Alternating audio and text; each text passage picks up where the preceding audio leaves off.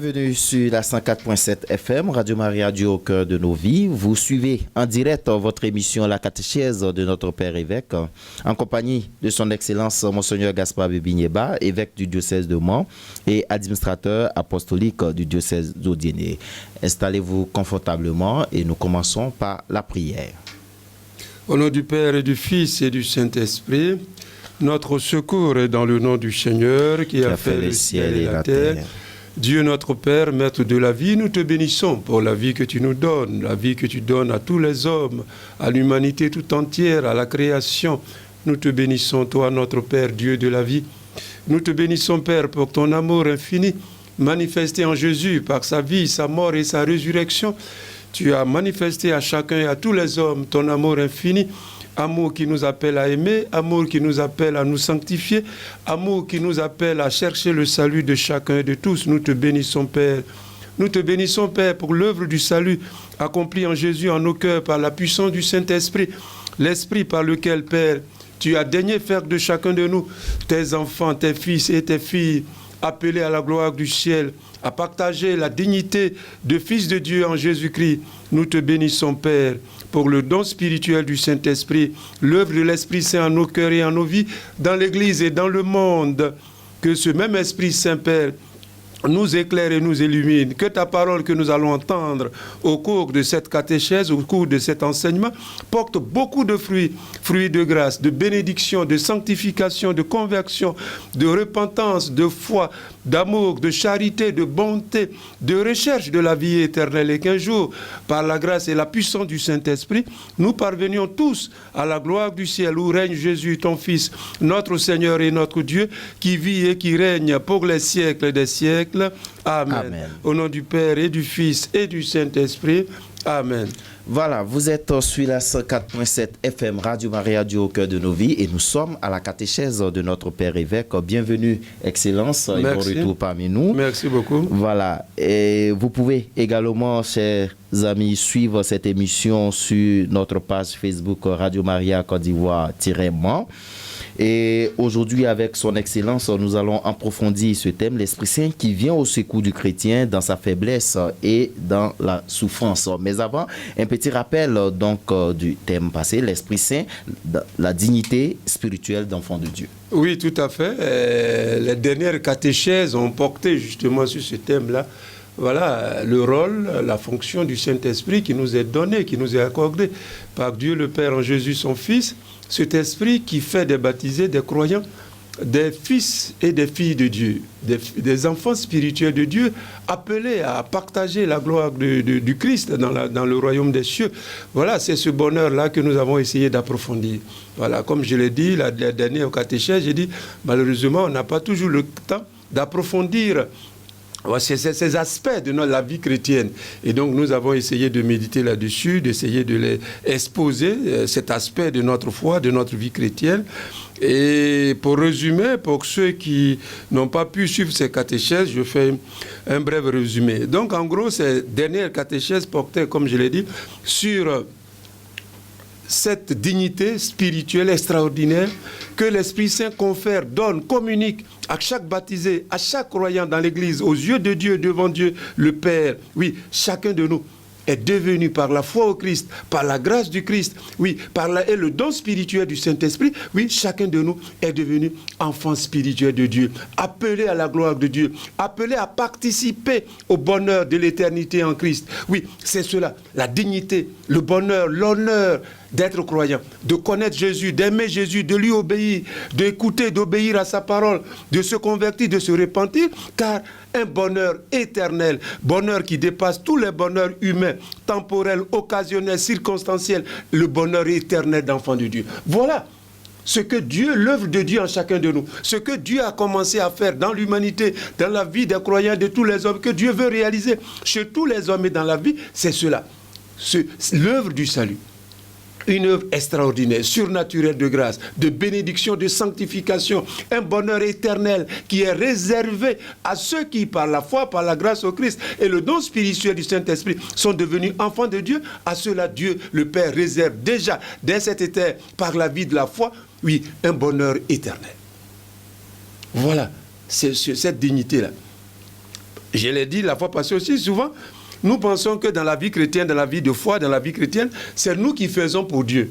Non, c'est Dieu qui agit en nous, qui agit pour nous. L'œuvre de Dieu, c'est Dieu qui est au commencement de cette œuvre. C'est Dieu qui est en train d'accomplir. Nous, ce qu'il nous demande, c'est d'y croire et de participer. Mais en réalité, c'est Dieu qui agit. C'est Dieu qui a l'œuvre. C'est l'œuvre de Dieu. Nous ne l'oublions jamais.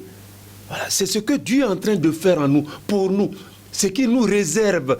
C'est ça qui constitue le bonheur, la joie d'aimer Jésus, la joie de connaître Jésus, la joie de le suivre. Oui, Dieu est à l'œuvre en moi. Au-delà des limites, au-delà des faiblesses, au-delà du péché, oui, Dieu est à l'œuvre par la grâce de la foi, par le don spirituel du Saint-Esprit, par la grâce du Christ. Oui, Dieu est à l'œuvre en moi dans le monde, au-delà des guerres, des conflits, des limites, des faiblesses. Oui, croire. Oui, j'ai l'habitude de le dire. Qu'est-ce que la foi? La foi n'est rien d'autre que aller au-delà des apparences pour reconnaître, pour confesser, pour célébrer la puissance, la bonté, la miséricorde, l'action de Dieu dans ma vie. Aller te dépasser toi-même, dépasser ce que tu vois, ce que tu ressens, pour confesser que Dieu est à l'œuvre dans ta vie. Oui, c'est ça la foi. Et donc, comme je l'ai dit, pour résumer ces dernières catéchèses, pour nos auditeurs qui n'ont pas eu ce privilège d'y participer, d'écouter. Alors je résume simplement. La vie chrétienne, une expérience de Dieu dans le Christ par l'Esprit Saint. Qu'est-ce que la vie chrétienne? Qu'est-ce qu'être chrétien? Qu'est-ce qu'être un baptisé? Qu'est-ce qu'appartenir à une communauté chrétienne, à un mouvement, à une chorale, à un diocèse, à l'église universelle? Qu'est-ce que c'est? En profondeur, en réalité, qu'est-ce que c'est? Souvent, nous restons un peu à la périphérie. Nous restons à la surface un peu de la vie chrétienne. La vie chrétienne, dans sa profondeur, dans sa consistance, dans son essence, ce n'est rien d'autre qu'une expérience de Dieu dans le Christ par l'Esprit Saint. Et que cette vie chrétienne soit réalisée dans la vie d'un prêtre, dans la vie d'un laïc, d'un jeune, d'une consacrée, d'une religieuse, d'un laïc, ça n'a pas d'importance. Voilà la consistance, oui, l'élément essentiel. Qu'est-ce qu'une vie d'un prêtre, d'un laïc, d'un jeune, d'une religieuse, d'un frère, d'un laïc? C'est une expérience de Dieu dans le Christ, par la puissance, par le don spirituel du Saint-Esprit. Une expérience de Dieu. Une expérience de Dieu. Ne l'oublions jamais, sinon si nous l'oublions, nous appauvrissons notre vie chrétienne. Elle peut devenir simplement quelques exécutions de quelques actes religieux. On peut limiter la vie chrétienne voilà, dans quelques actes de ceci, de cela. Non, en profondeur. La vie chrétienne, comme je l'ai dit, qu'elle soit la vie chrétienne vécue par un évêque, par un prêtre, par un laïc, par un jeune, par une femme, par une famille, par un groupe de prière, Renouveau, Légion de Marie, etc., par une communauté paroissiale, par une communauté de chrétiens de village, par un diocèse, ça n'a pas d'importance. Ce que nous vivons, ce à quoi Dieu nous appelle, la grâce dans laquelle Dieu nous a établis, nous a introduits, établis par le Christ dans l'Esprit Saint, c'est cette expérience de Dieu dans le Christ par l'Esprit Saint. Alors, cette expérience, la dernière fois, je l'ai résumée en 5 points essentiels. Voilà. Donc j'ai dit ça, c'est le résumé de toutes les catéchèses portant sur l'Esprit Saint qui fait de nous, du croyant, du baptisé, un enfant spirituel de Dieu. Voilà. Donc, cette expérience de Dieu dans le Christ par l'Esprit Saint, en quoi consiste-t-elle? Quels sont, comme je l'ai dit, les points essentiels, les axes essentiels privilégiés? Donc, j'ai dit, il y en a 5. Premier point, qu'est-ce que c'est donc une vie chrétienne dans l'Esprit Saint, dans le Christ par l'Esprit Saint, par la puissance, par le don spirituel du Saint-Esprit? C'est une initiation au don spirituel d'enfant de Dieu. Quand tu es baptisé, quand tu crois en Jésus, tu te repens, tu appartiens, tu es baptisé. En fait, c'est une initiation. Mais quelle initiation? Une initiation au don spirituel d'enfant de Dieu. Tu es devenu enfant de Dieu par la grâce du Christ et par la puissance du Saint-Esprit. Voilà. Ce que tu es pour le Dieu le Père, Jésus est le Fils de Dieu et par lui et en lui, toi aussi, par la foi, par la grâce et le don spirituel, tu es associé à la vie du Christ et donc tu es initié au don spirituel d'enfant de Dieu. C'est pour ça que j'ai dit la vie chrétienne, ce n'est pas seulement faire quelques petits actes religieux. Tu vois, souvent, comme j'ai dit, nous vivons la vie chrétienne de l'extérieur, à partir de l'extérieur. Non, c'est dans l'intérieur, dans les profondeurs, que nous devons découvrir l'essence, la nature, la profondeur d'une vie chrétienne, d'une vie de baptisé en Jésus par l'Esprit. Oui, c'est une initiation au don spirituel d'enfant de Dieu. Ce que vous êtes, vous, et ce que moi je suis aux yeux de Dieu, pour Dieu, et éternellement, c'est que moi et vous, nous sommes enfants de Dieu. Voilà comment, dans la communauté chrétienne, nous devrions nous accueillir les uns les autres. Nous sommes, par l'œuvre du salut de Dieu, par l'action de Dieu, vous et moi, nous avons cette dignité surnaturelle, cette dignité extraordinaire, cette dignité éternelle qui franchit les limites de la mort, la souffrance, la difficulté. C'est que Dieu a voulu, dans sa grande bonté, dans sa grande miséricorde, dans sa grande tendresse, selon son plan bienveillant de salut, il a voulu que en Christ et par la puissance du Saint-Esprit, oui, nous devenions frères et sœurs, enfants spirituels de Dieu, appelés à la gloire du ciel. Voilà la dignité extraordinaire du baptisé. Et je l'ai dit, que l'on soit évêque, que l'on soit prêtre, que l'on soit laïque, jeune, enfant, famille, couple, ça n'a pas d'importance. C'est pour ça que j'ai dit souvent, nous vivons souvent la vie chrétienne à partir de l'extérieur. Et nous ne cherchons pas à la vivre souvent à partir de l'intérieur. L'œuvre de Dieu en moi. Qu'est-ce que Dieu est en train de faire en moi? Qu'est-ce que Dieu veut faire pour moi? Où Dieu me conduit-il? C'est ça la joie de croire. L'œuvre de Dieu en moi. Donc, le don spirituel d'enfant de Dieu. Voilà l'initiation, ce à quoi nous sommes appelés, ce que nous sommes devenus. Enfants spirituels de Dieu, appelés à la gloire de Dieu, dans le Christ Jésus. Et ça, il ne faut jamais l'oublier. Comme j'ai dit, dès que tu l'oublies, la vie chrétienne perd sa qualité. Elle perd sa consistance. Elle devient en quelque sorte légère. C'est comme si on t'obligeait à faire ceci, à venir à la messe, bon, on te pousse là où tu ne voulais pas. Non! C'est tu accueilles l'œuvre de Dieu en toi. Tu la célèbres et tu y participes. C'est ça, ce bonheur. Ce que Dieu fait pour toi, ce que Dieu est en train de faire pour toi, tu es d'accord, tu es content, tu es heureux d'y participer. Et l'œuvre de Dieu, c'est ça. Il, par l'Esprit Saint, dans le Christ, il fait de nous, il fait de chacun et de nous tous ses enfants spirituels, ses fils et ses filles spirituelles, appelés à la gloire de Dieu. Donc, premier aspect, cette expérience-là, tu rentres dans l'expérience vraie de la vie chrétienne quand tu découvres, quand tu reconnais que par l'Esprit Saint, tu as été introduit, tu as été initié au don spirituel d'enfant de Dieu. Sinon, tu vis la vie chrétienne à côté. La vie chrétienne, pour nous qui sommes les pasteurs, prêtres, évêques, ce n'est pas des activités. Même à travers l'activité, c'est cette dignité surnaturelle que tu dois réaliser.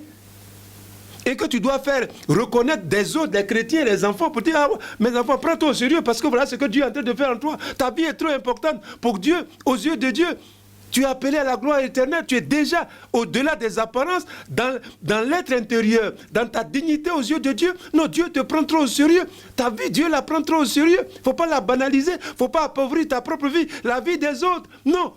Car Dieu te réserve la gloire des enfants de Dieu, qui est en réalité la gloire du Fils de Dieu. Jésus mort et ressuscité, qui règne désormais à la droite du Père. Oui, c'est sa gloire-là que Dieu nous réserve. À ceux qui, par la foi, par la grâce et la puissance du Saint-Esprit, sont devenus enfants de Dieu. Oui, Dieu le Père leur réserve ce bonheur-là du Christ éternel. Deuxième point.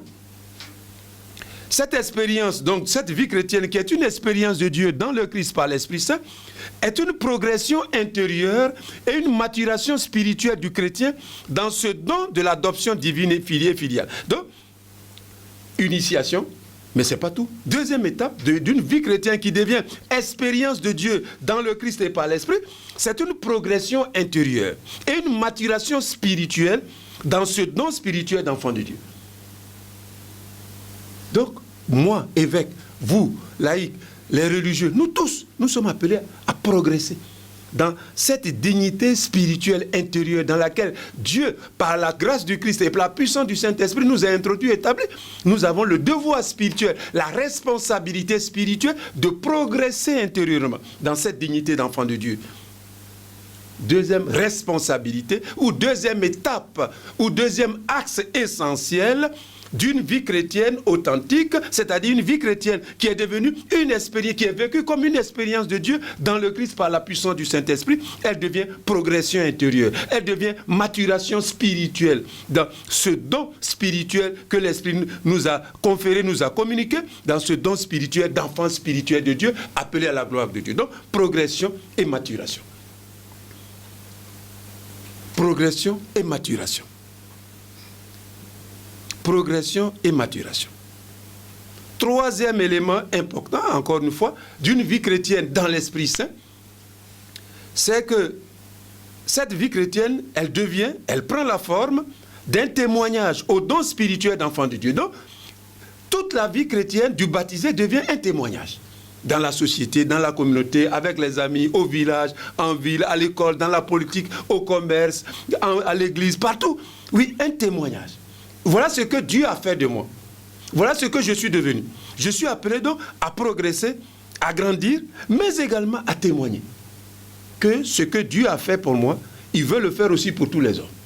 C'est ça le témoignage.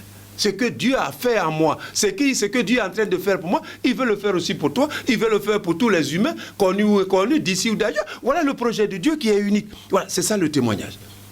Et donc chaque baptisé a cette lourde responsabilité, croyant en l'œuvre de Dieu, en l'œuvre de la grâce, en l'œuvre du salut en lui par la puissance du Saint-Esprit. Chaque baptisé, comme je l'ai dit, chaque chrétien est appelé à témoigner du don spirituel d'enfant de Dieu. Il est devenu enfant de Dieu. C'est-à-dire qu'on te voit vivre là. Est-ce qu'on peut dire, toi, tu es devenu vraiment enfant de Dieu? Est-ce que tu crois à ça? C'est ça que ça veut dire. Est-ce que toi, quand les autres te voient vivre là, est-ce qu'on sait que toi-même, tu as conscience que tu es devenu enfant de Dieu? Vous voyez, quand on découvre ça, non, la vie chrétienne, comme j'ai dit, on ne la vit plus à partir seulement de l'extérieur. Ce n'est pas simplement aux yeux des autres, mais aux yeux d'abord de Dieu. Un témoignage de ce que l'œuvre du salut en toi. Tu crois au salut, que Dieu t'a sauvé par le Christ et que par l'Esprit Saint, tu es devenu enfant de Dieu.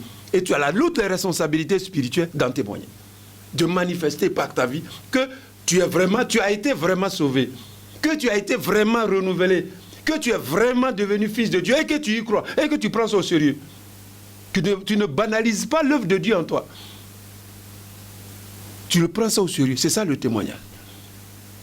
Et c'est ça la troisième étape ou le troisième point ou le troisième axe d'une vie chrétienne authentique, d'une vie chrétienne vraie, c'est-à-dire qui est devenue une expérience personnelle, intérieure de Dieu dans le Christ et par l'Esprit Saint. Quatrième élément, parce que j'ai dit qu'il y en a 5.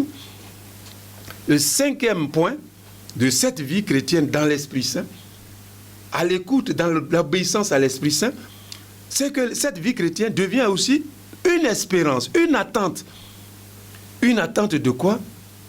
Une attente de la perfection glorieuse de la dignité d'enfant de Dieu. C'est-à-dire quoi?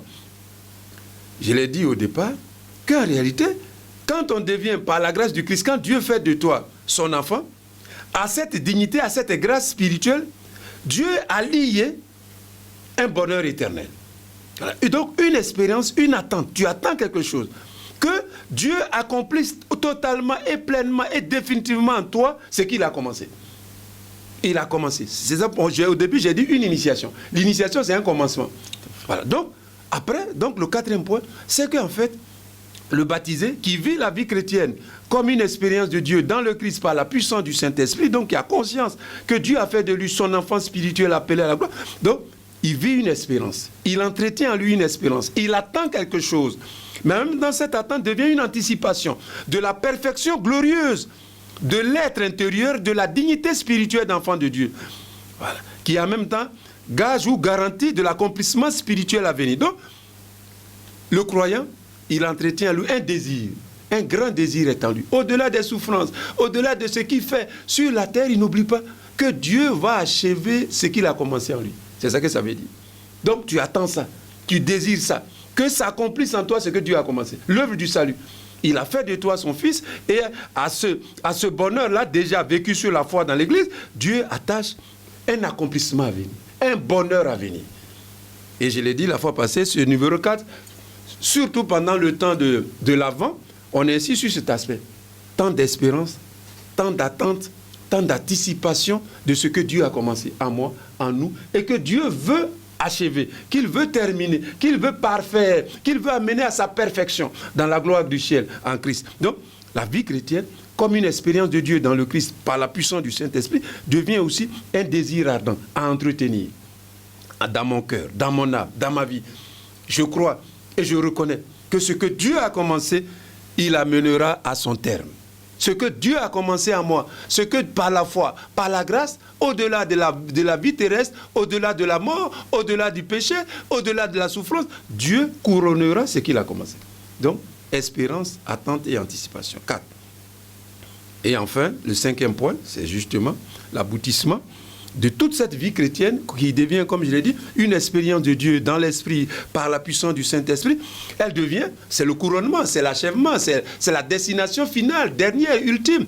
Elle devient une participation à la plénitude définitive du don spirituel d'enfant de Dieu, dans la gloire du ciel, dans le face-à-face avec Dieu dans le Christ. Donc, c'est le couronnement, c'est la destination. Quand vous commencez une route, il faut arriver à la fin. Tout à fait. Voilà, donc, c'est ça. Qu'est-ce que la fin dernière de la vie chrétienne? Où Dieu nous amène-t-il en Christ par l'Esprit Saint? Où nous amène-t-il? Où nous conduit-il? La fin, c'est ça. Nous participerons au bonheur éternel d'enfants de Dieu. Voilà, donc, à la dignité d'enfants de Dieu, vécu, accueilli déjà dans la foi, à cette dignité-là est réservée une participation à un bonheur, le bonheur éternel, divin des enfants de Dieu, dans la gloire du ciel, par le Christ et dans l'Esprit. Donc, nous participerons, tous ceux qui sont devenus par la foi au Christ, par la grâce et le don spirituel d'enfants de Dieu, participeront à un accomplissement du bonheur des enfants de Dieu, bonheur éternel des enfants de Dieu. Nous y participerons par l'œuvre de Dieu, par la grâce du Christ. Donc, voilà les 5 grandes étapes ou les 5 points d'une vie chrétienne qui est devenue une expérience de Dieu dans le Christ et par la puissance du Saint-Esprit. Donc, l'enfant de Dieu, nous sommes devenus enfants spirituels de Dieu, nous sommes devenus fils et filles adoptifs de Dieu par la grâce du Christ. Voilà donc ce qu'est une vie chrétienne authentique dans l'Esprit Saint. Une initiation au don spirituel d'enfant de Dieu, une progression intérieure et une maturation spirituelle dans ce don spirituel d'enfant de Dieu, un témoignage au don spirituel d'enfant de Dieu et une proclamation, une annonce de ce don spirituel à tous, que ce que Dieu a fait pour moi, il veut le faire pour tous. 4. Une espérance, une attente et une anticipation de la perfection dans la gloire du ciel, de la dignité surnaturelle d'enfant de Dieu. Et enfin, la participation au-delà de la vie terrestre dans la gloire de Dieu, dans ce monde spirituel à venir, une participation au bonheur éternel des enfants de Dieu. Car dès que tu es devenu enfant de Dieu par la foi, à cela, Dieu a lié, a rattaché, a attaché ce bonheur éternel. Donc, nous allons y participer à ce bonheur divin, éternel, spirituel, qui dépasse tous les bonheurs et que nous accueillons et que nous célébrons dans la foi. Voilà donc les 5 points essentiels, comme je l'ai dit, de ces catéchèses-là. Voilà, la vie chrétienne comme une expérience de Dieu dans le Christ par la puissance du Saint-Esprit.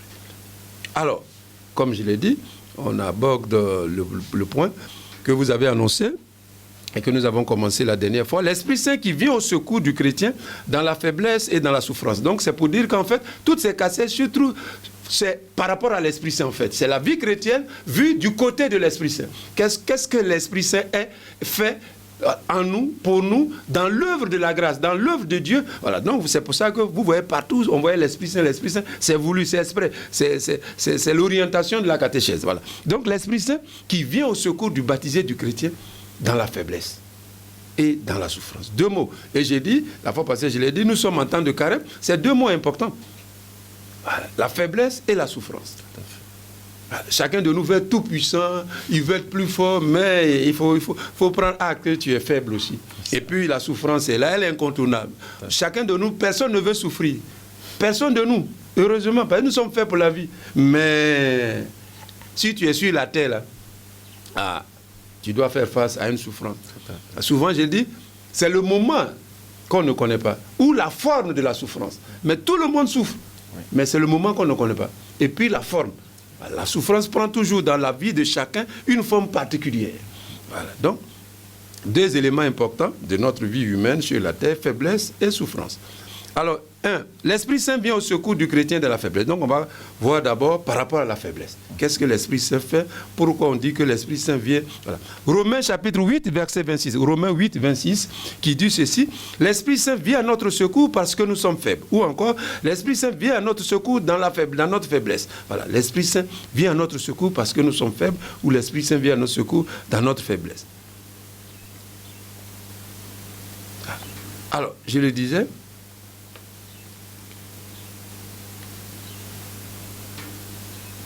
le chrétien, donc, c'est évident. Pourquoi l'apôtre Paul dit que nous sommes faibles? Et pourquoi l'Esprit Saint doit venir à notre secours? C'est ce que nous allons voir. Pourquoi? En quoi consiste cette faiblesse-là? Parce qu'il nous voit et puis il dit on est faible. Pourquoi il dit ça? Et du coup, pourquoi l'Esprit Saint doit venir à nous? Alors, premièrement, quand le Saint Paul dit Romains, donc la référence que j'ai donnée, Romains 8, 26, quand il le dit, premièrement, le chrétien est faible parce qu'il est une créature. Il a été créé par Dieu. Il ne s'est pas créé. Il n'est pas tout puissant. Il a été créé. Quand je dis que je suis une créature, c'est que je suis déjà limité et faible.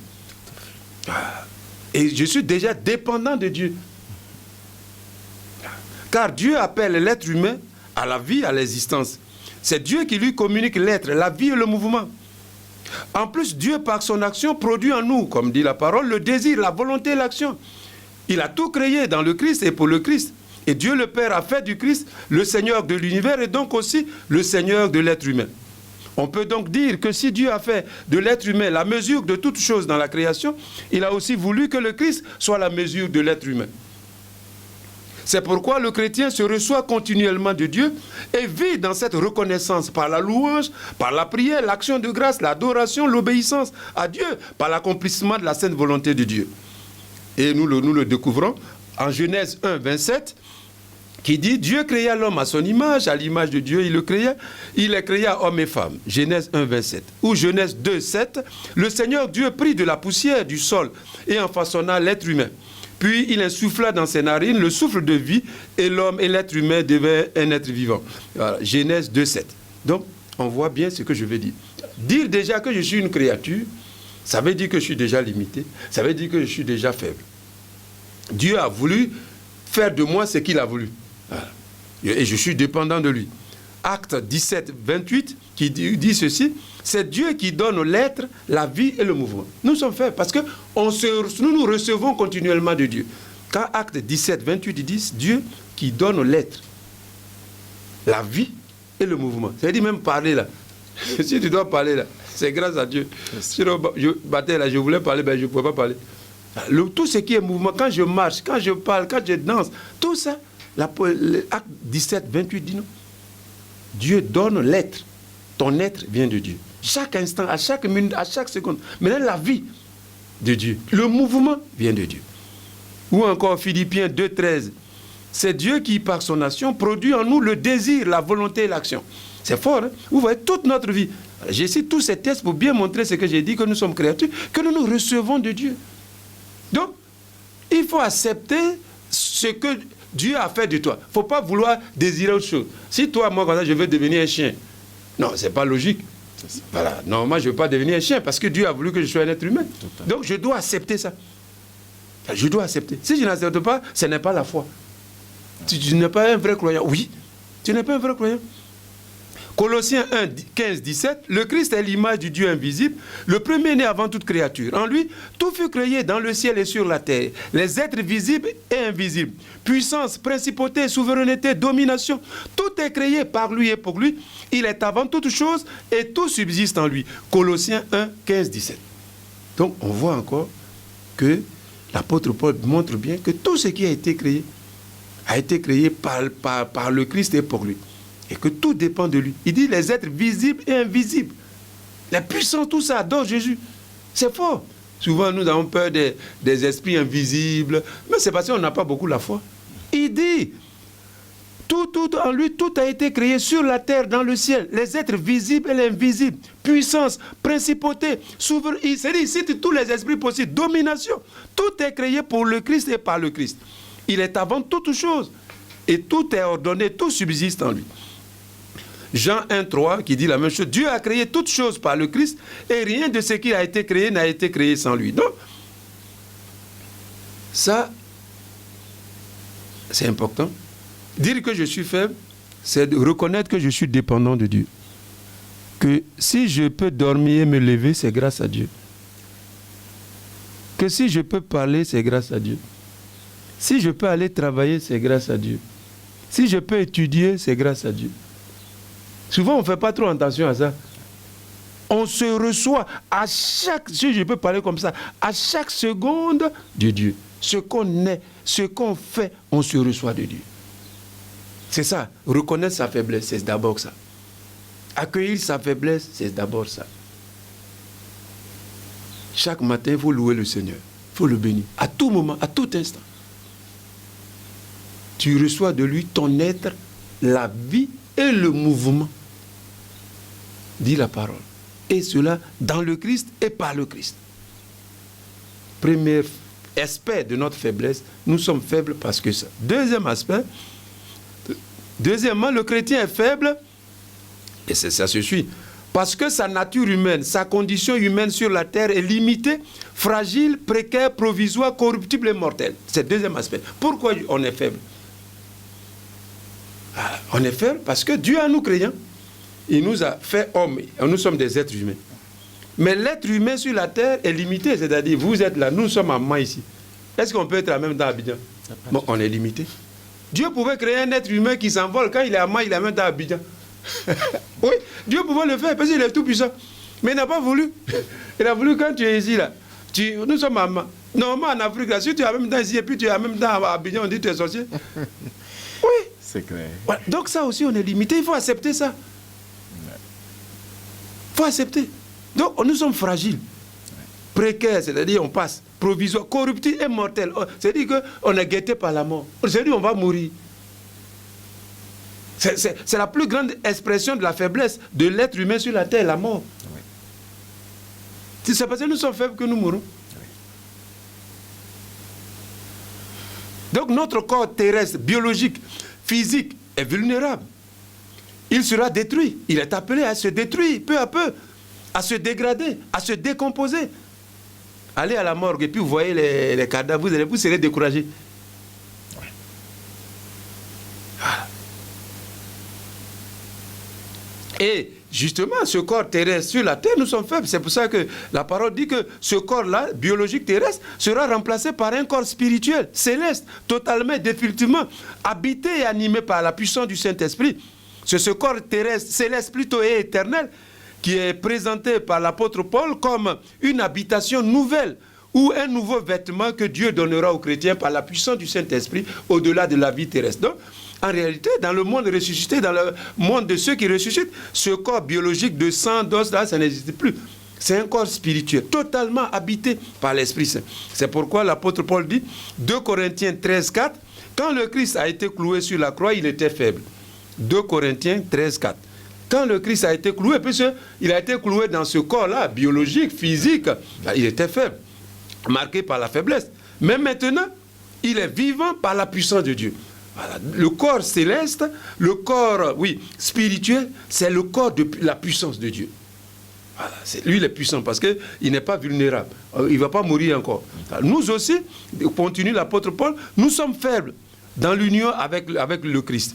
Mais nous vivrons avec lui par la puissance de Dieu. Quand justement, Dieu, ce corps biologique, physique, faible, limité dans le temps et dans l'espace, guetté par la mort, voilà, menacé de toutes parts par la mort, quand ce corps nous sera enlevé, alors Dieu, par la foi, par l'action, le projet de Dieu, il nous donnera, dit l'apôtre Paul, un corps spirituel, un corps céleste, qui nous fera participer à la puissance même de Dieu.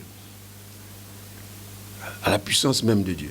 Romains 8, 11, Dieu a ramené le Christ d'entre les morts. Qui a ramené le Christ d'entre les morts donnera aussi la vie à nos corps mortels par son esprit qui habite en nous. Voilà, donc, pour le moment, sur la terre, nous sommes faibles parce que ce corps-là, physique, biologique, est vulnérable, est mortel, est limité, il va pourrir, il va se dégrader, il va se décomposer. 2 Corinthiens 5, 1, nous savons que cette tente dans laquelle nous vivons, c'est-à-dire notre corps terrestre, sera détruit. Voilà. Ce corps-là sera détruit, cette tente sera détruite.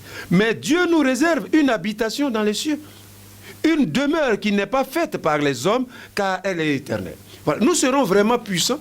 Quand nous aurons en réalité, c'est vrai, nous ne voulons pas mourir, mais en réalité, c'est la seule manière, comme dit l'apôtre Paul, la parole, de retrouver notre puissance, de participer à la puissance de Dieu.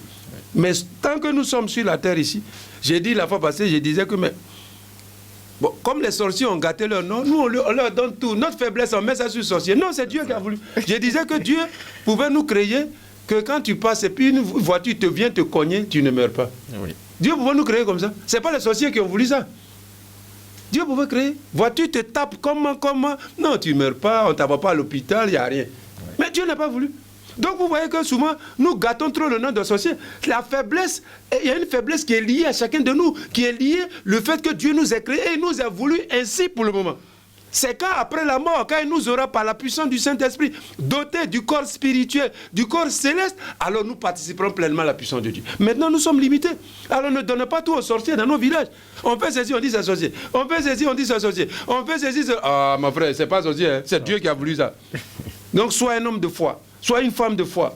Et accepte la faiblesse par laquelle Dieu t'a créé, dans la condition de faiblesse dans laquelle Dieu nous t'a voulu sur la terre. Il nous a voulu promouvoir dans cette condition terrestre, dans une situation de faiblesse. Et c'est de cette faiblesse que nous devons vivre notre foi et tout est accepter la faiblesse. Quand nous serons, comme dit l'apôtre Paul, il nous aura doté, oui, de ce corps céleste, de ce corps spirituel. Nous participerons à la gloire de Dieu, à la puissance de Dieu. Sinon, ce n'est pas les sorciers qui ont voulu que vous soyez nous faibles, que quand voiture te cogne, tu meurs. Ce n'est pas le sorcier qui a voulu ça. Bah, souvent, on est perturbé dans notre foi de croyants en Afrique parce qu'on donne toute notre faiblesse, tout ce qui nous arrive de mal, on donne aux sorciers. On dit, ouais, bon, eux, ils ont gâté leur nom. Bon, ça fait que quelque chose arrive, on dit, c'est sorcier. On dit, ah, ma soeur, c'est sorcier. Hein? Ah, tu vois, ton village, tu vois que tu as un oncle là qui t'a mal regardé, c'est à cause de ça, ton œil, il est malade. Non, c'est Dieu qui a voulu. Dieu nous a créés. J'insiste beaucoup là-dessus. Parce que c'est un aspect de la fragilité de la foi au Christ dans l'église ici en Côte d'Ivoire. Et dans la... Voilà. Oui. Toutes les faiblesses, on donne aux sorciers. Non. Ça, si tu fais ça, tu n'as pas la foi, tu vas tomber dans l'occultisme, dans les trucs. Non, non, non. Il y a une faiblesse humaine que dans l'état, la condition dans laquelle Dieu, le Créateur, le Tout-Puissant, il pouvait, comme j'ai dit, faire de nous déjà sur la terre des gens tout-puissants. Il pouvait le faire. Il pouvait le faire. Oui. Il pouvait nous créer comme les anges. Mais il n'a pas voulu, j'insiste là-dessus. Sur la terre, si tu es un vrai chrétien, vrai disciple, tu dois accepter la condition, l'état de faiblesse dans laquelle Dieu t'aime. Tu dois confesser et célébrer, ah Seigneur, vraiment, viens à mon secours, vraiment, je suis faible, envoie-moi l'esprit. Il ne faut pas dire telle chose est sorcier, telle chose est un ennemi, telle chose est un ennemi. Donc toutes tes faiblesses là, toi tu es caillou quoi. Non, j'insiste là-dessus. Parce que j'ai dit, c'est un des points de la fragilité de la foi des chrétiens en Côte d'Ivoire, que ce soit dans l'église catholique ou dans les autres églises. Oui, et souvent même certains exploitent la faiblesse. C'est comme s'il dit, va prier, puis cette faiblesse va te quitter. C'est pas possible. C'est Dieu qui a voulu que tu sois comme ça. Lui, il doit te prier pour que tu sois courageux à supporter, à traverser la faiblesse. Mais pas t'enlever, parce que tu es toujours homme, tu es toujours un être humain. Tu ne deviens pas un ange quand lui prie pour toi. Tu seras toujours menacé par la faiblesse. Donc faisons attention. Ne nous laissons pas exploiter, même dans notre foi. J'insiste beaucoup là-dessus. Hein. Oui, on est faible objectivement parce que c'est Dieu qui a voulu ça. Sur la terre, la condition terrestre humaine, c'est une condition de faiblesse. Nous sommes faibles. Mais l'Esprit Saint doit nous aider petit à petit à marcher, à traverser, puis arriver là où Dieu veut qu'on arrive. Donc, ce n'est pas la peine de donner à n'importe qui, à un ennemi, à un sorcier, chaque fois, telle chose, tu dis non, c'est un sorcier. Non, non, tu n'es pas un croyant. Tu n'es pas un vrai croyant. Tu ne vis pas ta vie selon le projet de Dieu manifesté en Jésus. C'est ça la croix. C'est accepter la logique de ton être humain dans le projet de Dieu. C'est ça la foi. Mais il ne faut pas mélanger les choses. Non, nous sommes faibles et il y a une faiblesse. Et j'explique pourquoi l'apôtre Paul dit nous sommes faibles. Ce n'est pas toi seul. Quand tu es dans ton village ou dans ton quartier, ce n'est pas toi seul. C'est tous les êtres humains qui sont comme ça. Donc il y a une faiblesse qui est liée à ce que nous sommes, ce que Dieu a voulu que nous soyons sur la terre. Voilà. Troisième élément donc, de notre faiblesse, c'est ce que nous connaissons et surtout dont nous parlons beaucoup en ce temps de carême, c'est que l'être humain, tout être humain est quelquefois, pour ne pas dire souvent, dominé par le mal et le péché. Voilà. Nous sommes souvent complices, que ce soit de gré ou de subi, mais nous sommes un peu complices du mal et du péché. Donc, le péché, le mal nous domine, sont plus forts que nous, sont puissants. Donc, face au mal et au péché, nous sommes faibles. Troisième aspect de notre faiblesse. Et comme je l'ai dit, ce n'est pas vous seul et moi aussi, je suis dedans, nous tous nous sommes dedans. Voilà. Nous sommes faibles parce que le péché est plus fort. Le mal est plus fort souvent. Tu fais tout, mais souvent on n'arrive pas. Voilà. Donc, on a besoin du Saint-Esprit. On a besoin du don du Saint-Esprit, la force du Saint-Esprit, la puissance du Saint-Esprit, pour nous arracher, pour nous libérer, pour nous protéger contre le mal et le péché. Parce que vous et moi, nous sommes faibles. Romains 6, 19. C'est que l'apôtre Paul dit, j'emploie ici cette façon humaine de parler, adaptée à votre faiblesse naturelle. Voilà, faiblesse encore, l'apôtre Paul. Auparavant, vous aviez mis tout votre corps au service de l'impureté du mal, qui produisent la révolte contre Dieu. Maintenant, mettez-vous tout entier au service de ce qui est juste et qui mène à une vie sainte. Romains 6, 19. Vous voyez le combat. Voilà, nous tous, tout baptisés, tout croyants, doivent mener ce combat-là contre le mal et le péché. Et il est en nous, il nous guette, il est là. Voilà. Romains 7, 21, 24, l'apôtre Paul même parle de son expérience. Romains 7, 21, 24. Je découvre ce principe dans mon être. Je suis incapable de faire le bien que je veux, car je ne fais que le mal que je désire éviter. Au fond de moi-même, je prends plaisir à la loi de Dieu, mais je trouve dans mon être une autre loi qui combat contre cette loi de Dieu que mon cœur désire. Cette loi me rend prisonnier de la loi du péché qui est à moi, qui me délivrera de ce corps qui m'entraîne à la mort. Rendons grâce à Dieu par Jésus-Christ notre Seigneur. Romains 7, 21, 24. Donc, l'apôtre même fait l'expérience de sa faiblesse. Il reconnaît. Il ne met pas sur un sorcier.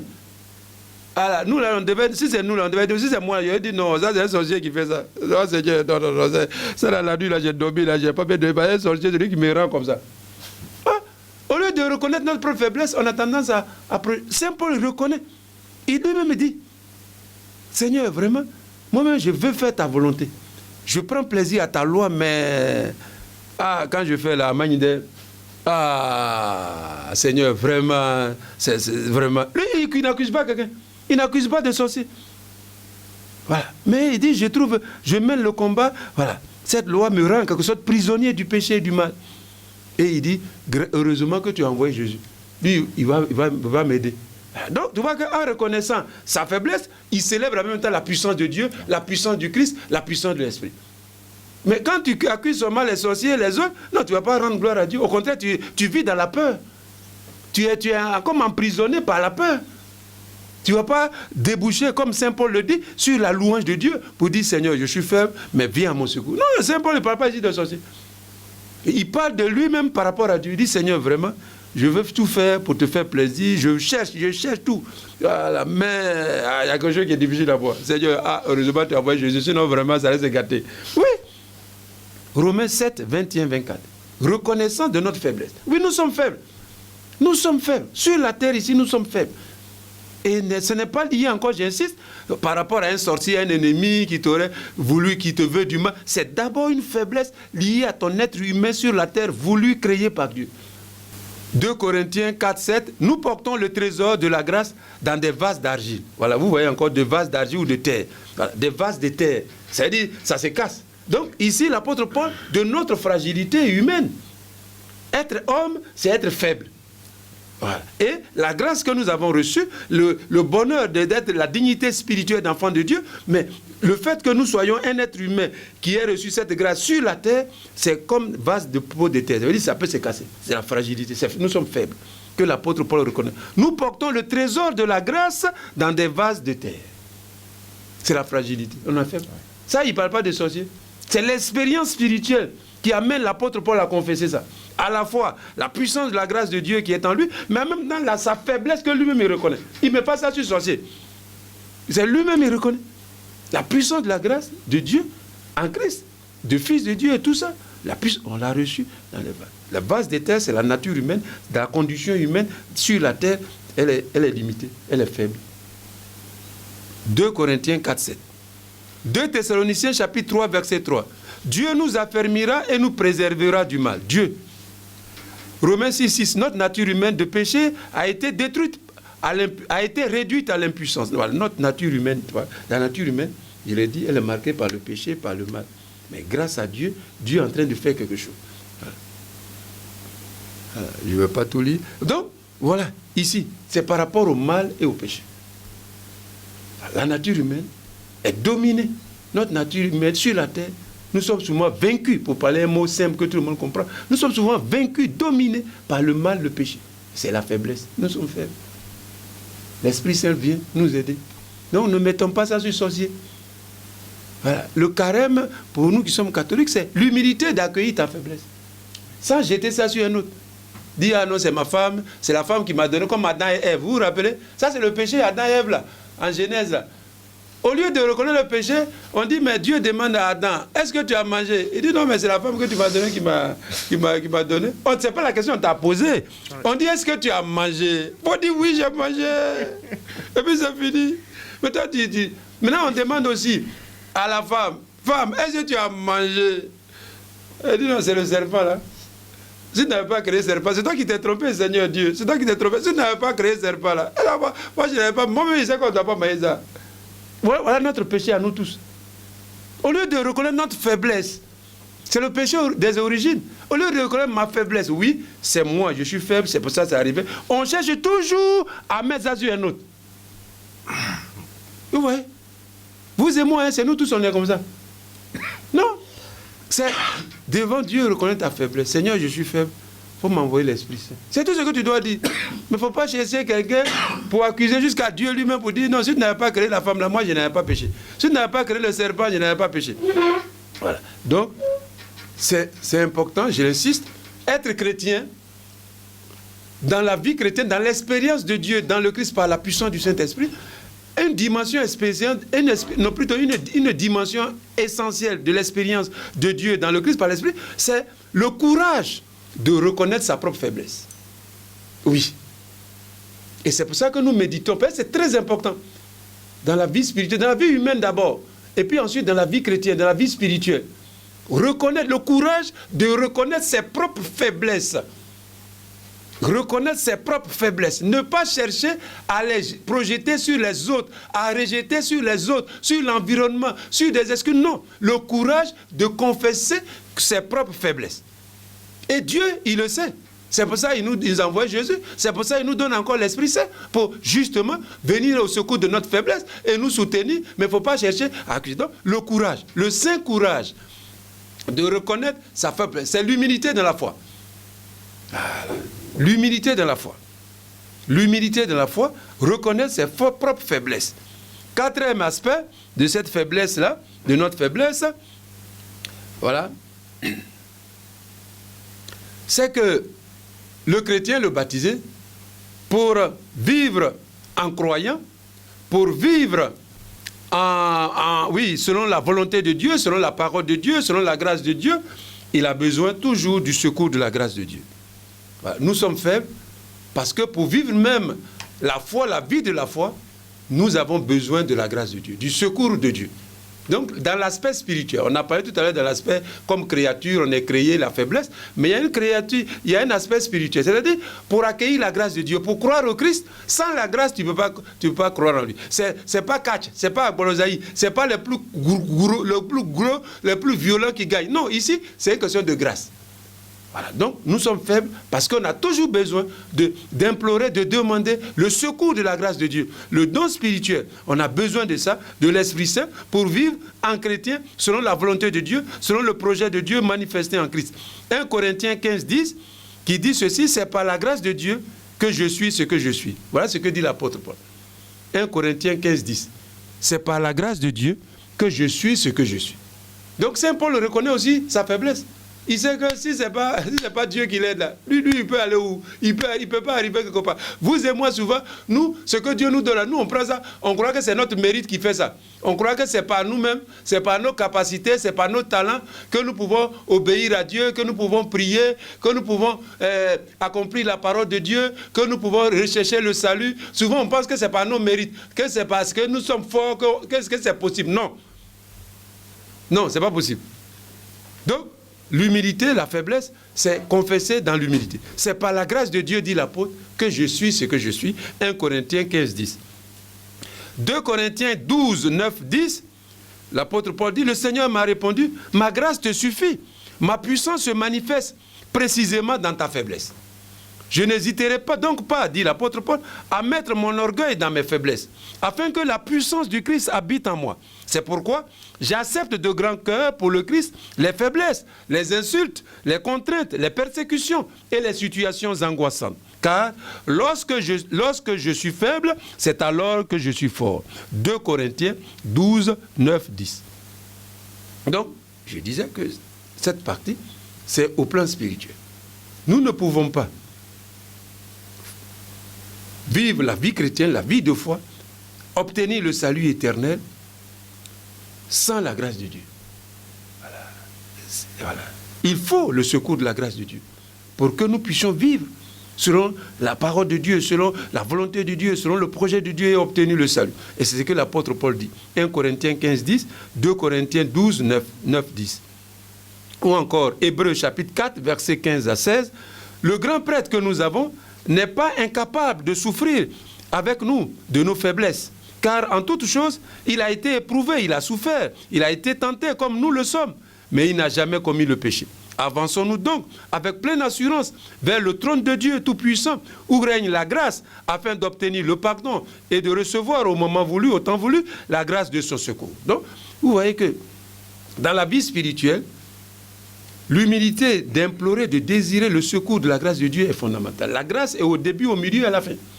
La grâce de Dieu est au début. Et c'est ce que l'apôtre Paul confesse. Sans la grâce de Dieu, ce que je suis, je le dois à la grâce de Dieu. Et là, il poursuit, la grâce de Dieu à moi n'a pas été vaine, n'a pas été stérile. La grâce de Dieu a porté tous les fruits spirituels que Dieu attendait de la grâce de Dieu. Donc la grâce de Dieu au cœur de l'expérience de foi. Cinquième espace de notre faiblesse. Le chrétien est faible parce que, vivant dans ce corps, on l'a déjà dit, il marche dans la foi, loin du Seigneur. Voilà. Donc, un autre aspect de notre faiblesse, c'est qu'en réalité, dans l'expérience de foi, nous vivons loin du Seigneur. 2 Corinthiens 5, 6. Nous savons que tant que nous demeurons dans ce corps terrestre, nous sommes loin du Seigneur. Voilà. Donc, c'est-à-dire que nous vivons, je l'ai dit, dans l'espérance. Voilà. La foi, nous vivons dans l'espérance d'être avec le Seigneur. Et dans ce temps-là, dans cet espace-là, nous vivons une expérience de faiblesse. C'est quand nous serons avec le Christ, avec Dieu, alors la puissance de Dieu, nous y participerons totalement. Voilà. Mais pour le moment, donc l'éloignement, la distance qui nous sépare spirituellement du Seigneur, et nous ne sommes pas face à face avec lui, nous vivons cela dans la foi. Cela constitue aussi une faiblesse du croyant, parce que la puissance du croyant, c'est la puissance de Dieu. Et Dieu a voulu que le croyant participe pleinement à sa puissance lorsqu'il sera dans le face à face avec lui dans la gloire du ciel. Voilà, donc 2 Corinthiens 5, 6. Voilà, donc nous sommes encore loin du Seigneur, nous ne sommes pas encore dans le face-à-face. 1 Corinthiens 13, 9, 12.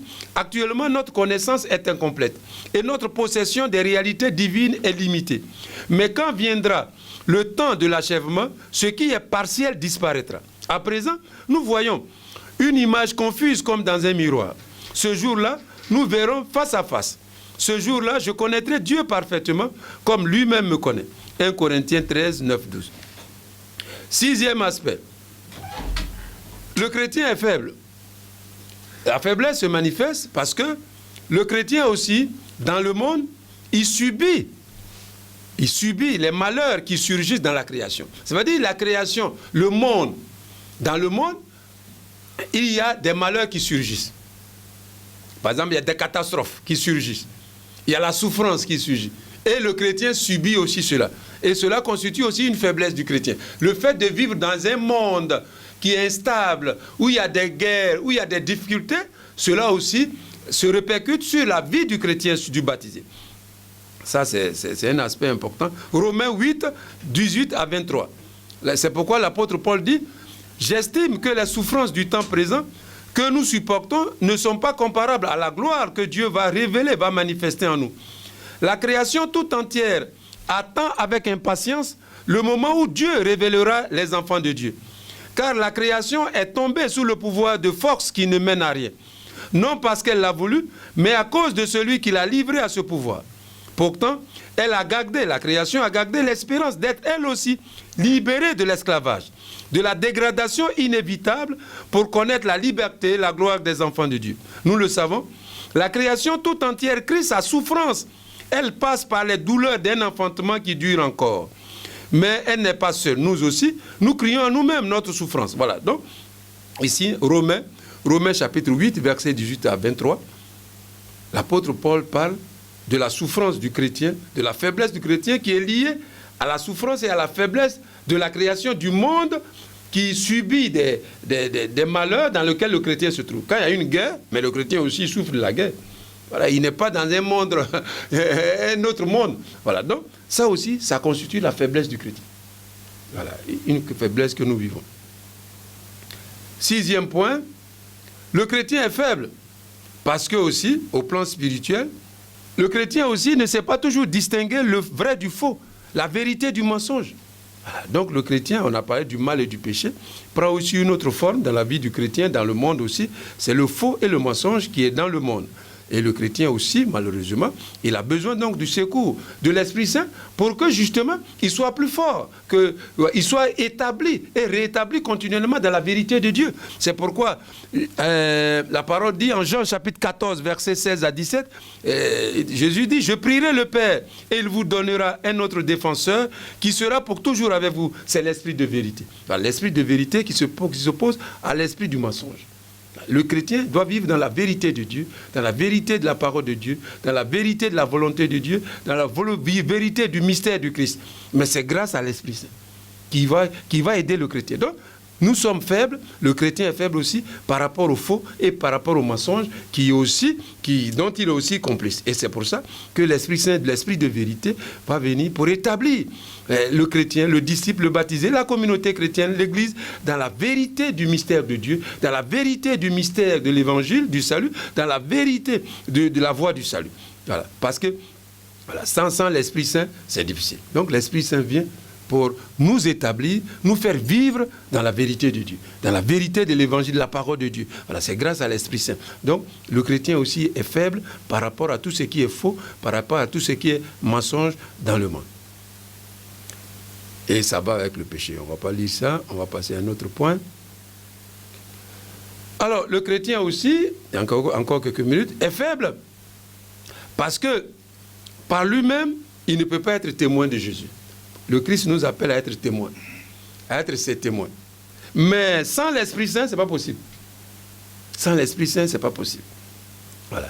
Actes chapitre 1, verset 8. Actes chapitre 1, verset 8 qui dit, où Jésus dit à ses disciples, aux apôtres, vous allez recevoir une force, celle de l'Esprit Saint, qui descendra sur vous. Alors, la conséquence, vous serez mes témoins. C'est la conséquence. Il faut l'Esprit Saint pour être témoin du Seigneur. À Jérusalem, dans toute la Judée, la Samarie et jusqu'au bout du monde. C'est grâce à l'Esprit Saint.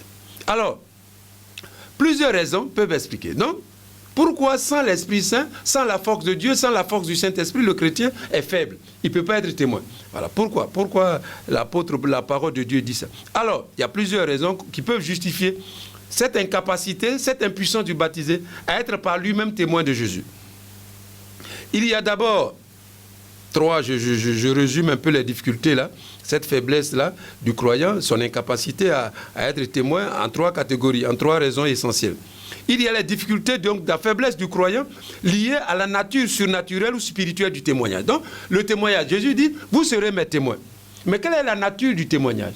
Quel est le contenu du témoignage? Qu'est-ce que Jésus en réalité demande aux croyants? Donc ce témoignage, le contenu, la nature, est d'ordre spirituel, est d'ordre surnaturel. Donc cela constitue, par rapport au chrétien lui-même, une difficulté parce qu'il est faible. Deuxième élément, ces faiblesses sont liées aussi au témoignage. Jésus dit, vous serez mes témoins à Jérusalem, en Galilée, jusqu'aux extrémités de la terre, jusqu'au bout du monde. Donc une difficulté, une faiblesse aussi des chrétiens vient du fait que ce témoignage a un caractère universel ou cosmique. C'est-à-dire, je ne suis pas seulement, Jésus ne m'appelle pas à être témoin seulement si je suis demain forcément. Ça peut être encore si je suis ivoirien en Côte d'Ivoire, mais comme au Mali, au Sénégal. Donc ça, c'est une difficulté. Si c'était dans mon village seulement, mon petit village, bon, je connais tous ceux qui sont là. Ce serait encore beaucoup plus faible. Voilà. Donc, l'une autre difficulté du témoignage, c'est qu'il a un caractère universel. Il est cosmique. C'est le monde entier. Voilà. Et troisième difficulté, c'est ce que j'appelle d'ordre environnemental, social, historique. Alors, les premières difficultés que j'ai dit, d'ordre spirituel, d'ordre surnaturel. Alors le chrétien est appelé à rendre témoignage. Et entre parenthèses, nous allons célébrer bientôt la semaine sainte, Pâques, après Pentecôte. Après Pâques, le grand mot spirituel, c'est le témoignage. De la communauté des donc, rendre témoignage, c'est un mot essentiellement pascal et lié à l'Esprit Saint. Voilà, quand Jésus est mort ressuscité, quand l'Esprit Saint vient, l'Esprit Saint et l'Église ont une grande responsabilité, c'est de rendre témoignage à Jésus. C'est rendre témoignage. Donc, le chrétien est appelé à rendre témoignage à la vocation divine de l'être humain dans le Christ et à la vie sainte des enfants de Dieu dans le monde. Donc, Pourquoi c'est difficile? Pourquoi le chrétien est faible? Si on me demandait, si Jésus avait dit, bon, après ma mort, ma résurrection, vous allez manger choukouya. Ce serait facile, parce que mon être humain mange choukouya. Mais ce que Jésus demande, c'est quelque chose d'autre spirituel. On doit témoin de quelque chose de spirituel, de surnaturel. Ça, c'est une difficulté. Et donc, on est situé déjà dans une situation de faiblesse par rapport à ce que Jésus nous demande, par rapport à ce devoir spirituel, par rapport à cette responsabilité. Le chrétien est appelé à rendre témoignage à la vocation divine de l'être humain dans le Christ et à la vie sainte des enfants de Dieu dans le monde. À la vie sainte des enfants de Dieu dans le monde. Voilà. Donc, première difficulté du croyant. C'est quelque chose d'important, consistant sur Éphésiens 1, 3, 6, où l'apôtre Paul écrit « Béni soit Dieu, le Père de notre Seigneur Jésus-Christ. Il nous a bénis de toute bénédiction spirituelle dans les cieux en Christ. Avant la création du monde, il nous a choisis dans le Christ afin que nous soyons saints et irréprochables sous son regard, dans l'amour. Il nous a d'avance destinés à devenir pour lui des fils, des enfants adoptifs par Jésus-Christ. Voilà ce qu'il a voulu dans sa bienveillance. » Éphésiens 1, 3, 6. Donc, le témoignage, quand Jésus dit à Acte 1, 8, vous serez mes témoins, ah non, c'est une grande responsabilité. Et par rapport à ce que Jésus demande aux disciples, c'est quelque chose de difficile. C'est pas facile, puisqu'ils doivent témoigner, rendre témoignage à cette vocation divine et à cette vie sainte des enfants de Dieu. Voilà. Ils doivent témoigner, montrer, manifester là où ils sont, comme j'ai dit, dans la politique, au marché, aux commerçants, à l'église, au village, dans un taxi, au marché, partout.